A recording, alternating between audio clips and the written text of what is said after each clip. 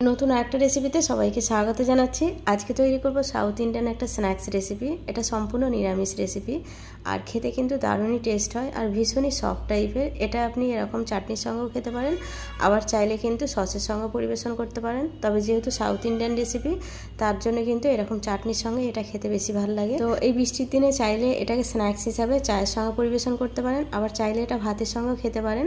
তবে একটা ডালের যে কোনো রেসিপি থাকতে হবে, তাহলে কিন্তু এই স্ন্যাক্সগুলোর সঙ্গে খেতে বেশ ভালো লাগবে। তো এই রেসিপিগুলো এতটাই হালকা হয় যে ভাজার সময় কিন্তু একটু ছাঁকনি করে চেপে চেপে অন্য সাইডটা ভাজতে হয়, মানে একদম হালকা হয়ে ভাজতে শুরু করে, এতটাই স্পঞ্জি টাইপের সফট হয়।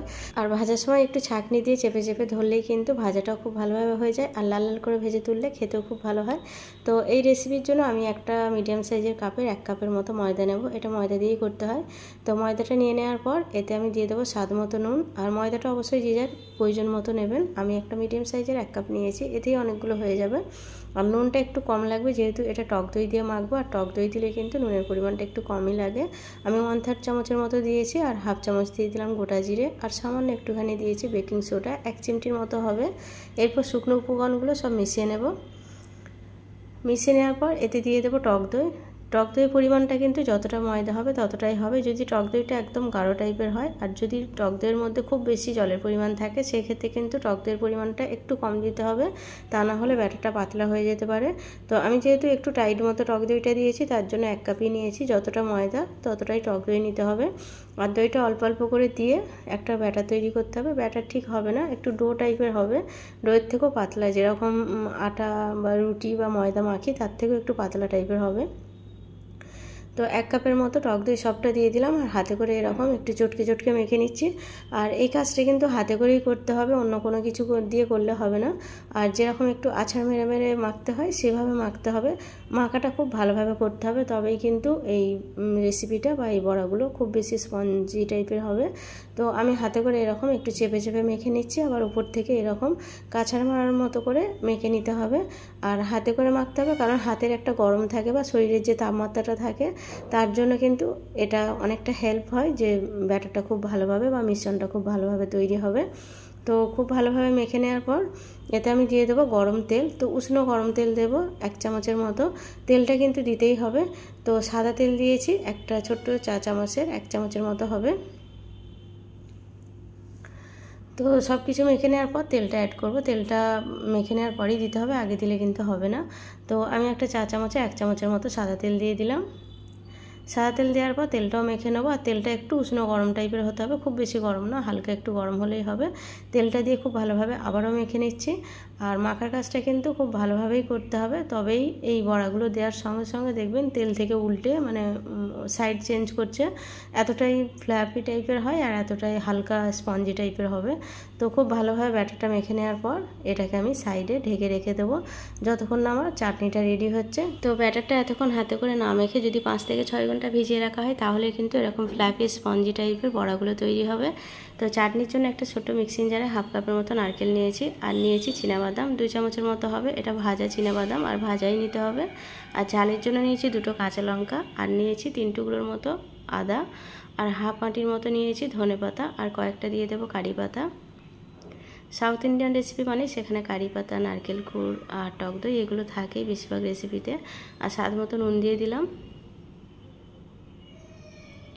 আর দিয়ে দিলাম 1 চামচের মতো চিনি। তো চিনিটা চাইলে স্কিপ করতে পারেন, তবে দিলে কিন্তু খেতে ভালো হয়। আর 2 চামচের মতো টক দই দিয়ে দিলাম। এরপর দিয়ে দেবো 4 চামচের মতো জল, এটাকে পেস্ট বানাবার জন্য। চাইলে জলের পরিমাণটা পেস্ট করার সময় যদি মনে হয় একটু লাগবে দিতে পারেন। আর মিশ্রণটা কিন্তু খুব বেশি পাতলা হবে না, আবার খুব বেশি ঘন হবে না, এর থেকে একটু পাতলা করলে অসুবিধা নেই, তবে খুব বেশি পাতলা হয় না, যেহেতু নারকেলের চাটনি আর নারকেল দেওয়া থাকলে কিন্তু এই চাটনিটা খেতে অনেক বেশি টেস্ট হয়। তার জন্য এইরকম একটা চাটনি এর সঙ্গে পরিবেশন করা। তো চাইলে কিন্তু এটা টমেটো সসের সঙ্গে পরিবেশন করতে পারেন। তো আমি কিছুটা রেখে দিয়েছি এই মিশ্রণ, মানে যে ব্যাটারটা আমি করেছিলাম, আর কিছুটাই বাটিটাতে নিয়ে নিয়েছি, অনেকটাই হয়েছিল। তো নিয়ে নেওয়ার পর এতে আমি একটা তড়কা দিয়ে দেবো। তো তার জন্য একটা প্যান বসিয়ে সাদা তেল গরম করতে দিয়েছি 2 চামচের মতো। তেলটা গরম হলে এতে দিয়ে দেবো একটা শুকনো লঙ্কা, লঙ্কাটাকে হাতে করে একটু ছিঁড়ে দিয়েছি।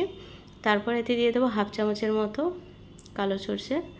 সর্ষেটা যখন এরকম চড়বড় করে ফুটতে শুরু করবে, তখন এতে 1/2 চামচের মতো দিয়ে দিতে হবে কলাইয়ের ডাল, যেটাকে আমরা উড়ার ডাল বলি।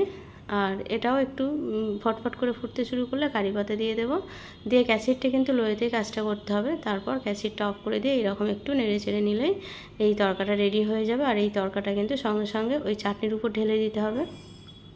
তো চাটনিটা কিন্তু এই পর্যায়ে আমার রেডি হয়ে গেছে। এই চাটনিটা আপনি রুটি, লুচি, পরোটা যে কোনো কিছুর সঙ্গে খেতে পারেন, খেতে কিন্তু খুবই টেস্ট হয়। আর চাইলে বড়াগুলো আপনি টমেটো সসের সঙ্গে পরিবেশন করতে পারেন, তবে এই চাটনির সঙ্গে বড়াগুলো খেতে খুব ভালো লাগে। তো বড়াগুলো ভাজার জন্য রেডি করব। তার আগে দুটো কাঁচা লঙ্কা আর 2 টুকরোর মতো আদাকে থেতো করে এই মিশ্রণের মধ্যে দিয়ে দিলাম। এই দুটো জিনিস দিলে কিন্তু বড়াটা খেতে খুব বেশি ভালো লাগে। আর এটা চাইলে আগেও দিয়ে দিতে পারেন, আমি একটু শেষের দিকেই দিয়েছি। তো কাঁচা লঙ্কা আর আদা থেতোটা ভালোভাবে মিশিয়ে নেওয়ার পর এটাকে আমি ভাজার জন্য রেডি করব। আর আদাটা কিন্তু বেটেও দেওয়া যায়, তবে থেতো করে দিলে দাঁতে লাগলে স্বাদটা একটু বেশি পাওয়া যায়। তো সাদা তেল গরম করতে দিয়েছি গ্যাসের উপরে। তেলটা গরম হয়ে গেলে এর উপর বড়াগুলো ছাড়বো। আর তার আগে একটা ছোট্ট মিশ্রণ দিয়ে দেখে নিচ্ছি তেলটা ঠিকঠাক গরম হয়েছে কিনা, কারণ তেলটা কিন্তু খুব ভালোভাবে গরম করতে হবে, তবেই বড়াগুলো দিতে হবে। আর বড়াগুলো দেওয়ার সঙ্গে সঙ্গে কিন্তু ফুলতে শুরু করবে। আর বড়াগুলোকে আমি এইভাবে দেবো, মানে মুঠো করে নেব আর হাতটা একটু উল্টে উল্টে দেবো। এইভাবেই কিন্তু এই বড়াগুলো দিতে হয়, অনেকটা বেলুনের টাইপের লাগবে। তো গরম তেলে আমি বড়াগুলোকে এইভাবে একটা একটা করে দিচ্ছি, আর সঙ্গে সঙ্গে ফুলতে শুরু করবে আর কিন্তু অটোমেটিক নিজে থেকেই উল্টাতে শুরু করবে। আর গ্যাস হিটটা এই পর্যায়ে আমি লো করে দিয়েছি। প্রথমে হাই হিটে গরম করে নেওয়ার পর গ্যাস হিটটা একদম লো করে দিতে হবে আর একদম লাল লাল করে ভাজতে হবে। গ্যাস হিট লো হয়ে যাওয়ার পর কিন্তু একটু সময় নিয়েই বড়াগুলোকে ভেজে নিতে হবে, প্রায় 2.5 থেকে 3 মিনিট বা 3.5 মিনিট এরকম সময় নিয়ে। তো লো হিটে বড়াগুলোকে একটু নেড়ে চেড়ে লাল লাল করে ভেজে নিচ্ছি। আর একদম লাল লাল টাইপের হয়ে গেলে তারপর বড়াগুলোকে তেল থেকে তুলে নেব। আমি 6টা করে দিচ্ছি, আপনারা চাইলে পরিমাণটা বাড়িয়ে দিতে পারেন, আমি অল্প করেই দিয়েছি। তো উল্টে পাল্টে লাল লাল করে ভাজা হয়ে গেলে বড়াগুলোকে তুলে নেব। আর ছাঁকনির সাহায্যে যে দিকটা একটু সাদা হয়ে আছে সেদিকটা চেপে ধরে এগুলোকে মানে একটু লাল করে নিতে হচ্ছে, কারণ এগুলো এতটাই হালকা হয় যে একটা সাইড ভাজতে শুরু করলে অন্য সাইডটা একটু এরকম ছাঁকনি করে চেপে ধরে থাকতে হয়, তা না হলে কিন্তু এগুলো উল্টানো যায় না, একদম বেলুনের মতো ভাজতে শুরু করে। তো যে কটা বড়া একটু সাদা সাদা হয়ে আছে একটা সাইড, সেই সাইডগুলো একটু ছাঁকনির সাহায্যে চেপে ধরে একটু লাল করে ভেজে নিতে হবে।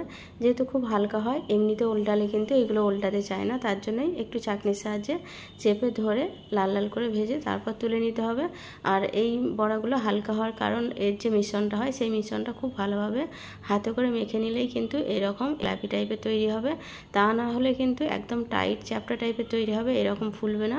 আর যদি মনে হয় বড়াগুলো ভাজার মানে মিশ্রণটা মাখার অতটা সময় নেই বা হাতে করে মাখতে যে সময়টা লাগে অতটা সময় দেওয়া যাবে না, সেই ক্ষেত্রে কী করবেন, ওই মিশ্রণটাকে 5 থেকে 6 ঘন্টা ওইভাবে মেখে রেস্টে রেখে দেবেন। তাহলে কিন্তু এই বড়াগুলো এরকম একদম নরম তুলতুলে একদম হাতে করে চাপলেই কিন্তু নরম হয়ে যাবে, এতটাই স্পঞ্জি ফ্ল্যাপি টাইপের হয়, এরকম বড়া তৈরি হবে। তো দ্বিতীয় ব্যাচের জন্য যে মিশ্রণটা ছিল সেই মিশ্রণটা আমি একটা একটা করে দিতে শুরু করব, ঠিক একই প্রসেসে হাতটা একটু আড় করে।